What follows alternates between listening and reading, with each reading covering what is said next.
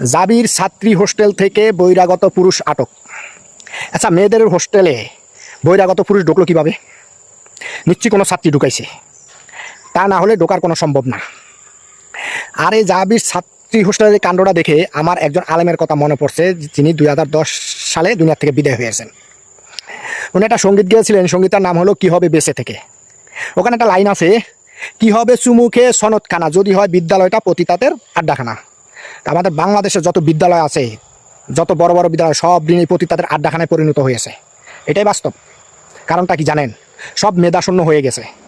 বাংলাদেশের ভিতরে এই ভার্সিটিগুলোতে, কলেজগুলোতে, স্কুলে যে সমস্ত প্রোগ্রামগুলো হয়, যে সমস্ত অনুষ্ঠানগুলো হয়, সারা বিশ্বের সব বিশ্ববিদ্যালয় একাত্র করলেও সারা বছরে এতগুলা প্রোগ্রাম হয় না। শুধু বাংলাদেশের বিশ্ববিদ্যালয়গুলোতে সেই প্রোগ্রাম, যে প্রোগ্রামগুলো, যে অনুষ্ঠানগুলো হয়।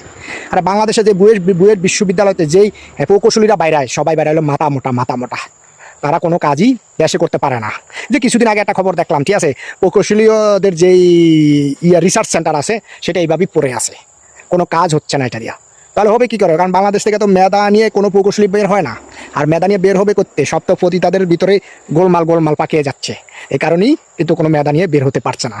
শুধুই আমরা ওই শিক্ষা নিয়ে দৌড়াদৌড়ি লাফালাফি করি। আর বিগত সরকার তো শিক্ষা প্রতিষ্ঠানকে পুরো ধ্বংস করে দিয়েছে, শিক্ষা ব্যবস্থাকে পুরো ধ্বংস করে দিয়েছে। আর মনে হয় 2-4 প্রজন্ম মনে হয়